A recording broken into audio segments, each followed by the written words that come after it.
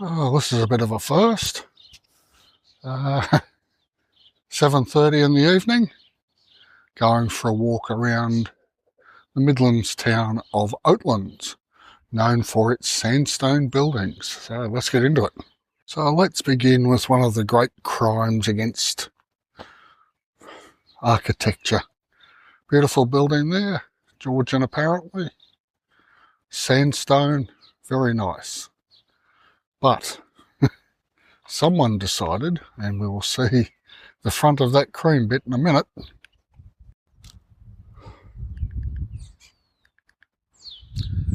that it would be vastly improved by slapping a 1960s, 1970s facade on the front. I really don't understand the world some days. Clearly not all buildings are sandstone in Oatlands. This is a very nice weatherboard, but mostly it's the sandstone ones that stand out. Now this magnificent building is the Southern Midlands Council building for admin and works. We'll go over and have a closer look. And what we're on is the barracks blocks, and this is how it looked in about the late 1880s. So let's wander in a bit closer. A really impressive building to have to go to work in every day. And this is a small country town. So of course there's a war memorial and a field piece. It's a 105mm Italian mountain gun, as used by the Royal Australian Artillery in reservist units, and I believe in Vietnam. We'll get up and have a closer look in a minute. So we have those that served in Second World War. And there's some more. Quite an impressive. I've never seen a memorial like this. It's got a sphere on the top of the plinth and a head, and very neatly cast in bronze, I believe. This is the Oatlands Soldiers Memorial for King, for Empire, the Great War, 1914, 1918. They died for Empire. You see quite a lot of people there for a town. A couple of thousand. And this stone was laid by General Sir W.R. Birdwood, Baronet, CCMC, KCB, KCS, CAE, DSO, ADOC. General to His Majesty the King, 10th of February 1920. And some more from World War II, plus some from Korea, the Malayan emergency, and Vietnam.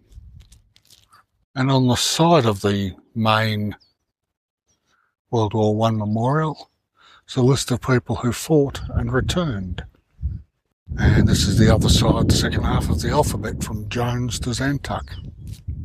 And as is fitting, Trooper John Hutton Bisdig, Tasmanian Imperial Bushman, born the 28th of September 1869 in Hutton Park, awarded the VC on the 1st of September 1900. That's a Victoria Cross, at a location known as Warmbad in the Transvaal in South Africa, fighting the Boers. I never worked on these. These were in the battery before I was there and were replaced by the M2A2 howitzers.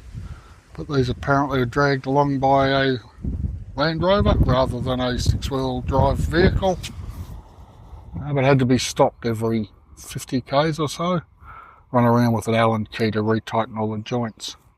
But they could be pulled apart and man-packed over mountains, hence the name mountain guns. Another fine sandstone building. Quite pleasant just to stand and look at. Maybe that's because I live so long in the Blue Mountains, where everything's made out of sandstone, even the soil. As I say, not everything's sandstone. We have there what appears to be an early version of the Art Deco style. Very impressive. I don't know what it was. It's now the Commonwealth Bank. open of a morning. But yeah, you've got the vertical windows, the horizontal stripes in different colours. It ticks all the boxes. Between 1827 and 1851, Oatlands was a major part of the convict system in Van Diemen's Land, which is why we have the military precinct here in Oatlands. People came from everywhere. It was a major point halfway between Hobart and Wanning. And it's an important station in the expansion of white colonialism into Tasmania. And this is where the first barracks were in Oatlands. First white settlement in the area. Send in the troops first. Now you don't often see that on the horizon. We'll work our way over. And here's a more impressive view. That building over there, sitting in front of the one with all the glass at the top, is the old courthouse. And that's important because on this side, we'll have a look through here, is the old jail. Fairly impressive walls, as you can see, very thick. On the main street now, there you have just a cottage in town made out of substantial sandstone blocks. It'd be wonderful. There's another old sandstone building. It's now part of the Oatlands Commissariat it was in 1828. It's now Centre for Heritage at Oatlands. Quite big on their history here. With some pretty fine dry stone walling too, I might add. We'll have more of that in a minute, I suspect. You can see across the road there, it's 1, 2, 3, 4, 5 with the double-storey building there. Next to it is the little one, it's a pharmacy at the moment, and another sandstone building. And then down directly ahead is a further one. And this, I believe, is actually a private residence, which would make sense. And with the police station, and with the police happily ensconced in a spotlessly sandstone covered building. I don't know if that's actual sandstone blocks or just a fascia. I suspect it might just be a fascia, but it does fit in. Some remarkably impressive gardens in town too. Lots of fruit, lots of flowers. Now this is an interesting little feature to this building. It's to be the coach house. If you look at the bottom there, there's a step which would have allowed people to get on and off the coach, much like a railway station these days. Clearly an old barn of some sort. You can still see the turnbuckle up there, the block rather. You can still see the block up there for hoisting material up to the upper level. Impressive little bakery building with the dormer windows and whatnot, and those huge ever-present sandstone blocks. I suspect if you lived here, you could just get used to it.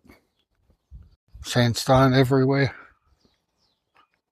I know I used to live in a rammed earth house, and after the first month or so, the novelty wore off and it was just home. But it's always good to get that first view. Beginner's eyes, I think it's called. And you can see we're getting closer to the windmill. As I say, not everything's sandstone, but certainly the chimney there is.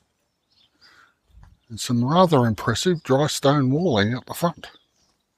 And now that delightful 4-bay, I guess, 1, 2, 3, 4 windows at the top. A Georgian building. It's on the market for just a mere $660,000 if you've got it lying around. Come and join the good folk of Oatlands. And some rather interesting sculpted chimney furniture. As I say, the gardens are a feature. A lot of roses in bloom at the moment, as well as everything else. So it does look a little like a privet. And there it be. Let's work our way round. Some more of your dry stone walling, and over the side of that is 3 rows of espaliered fruit trees. Very productive, very attractive. A lot more work than your standard fruit tree in the paddock. Quite an impressive building there, some sort of housing by the look of it. And off to the left is the Cullington Mill Distillery. They do whiskey and gin and a few things. The mill itself, established in 1837, and let's go and have a look at it. So you've got all the outbuildings here you'd expect for a mill, somewhere to store the grain, somewhere to store the flour before it's shipped off. There's another one over there. That building's known as the granary. And now the mill itself. Let's work our way up. Now apparently the top half, all the wooden bits burnt off after it ceased to be used as a mill because there were increased economies of scale in the larger port cities. It's too hard to compete. So the outside was completely covered in cement render and the thing was used as a water tower for a while. But thankfully it has been restored, at least on the outside. I should have a look inside if I can tomorrow. But I think the workings are all still in there, or they've been rebuilt. That is the windmill. As you can see, we're starting to lose the light. Basically covered the important salient parts of Oatlands. Quite an interesting little place, well worth a visit. Especially after the last video showing the history through the graveyard. I'll link that up at the end for you.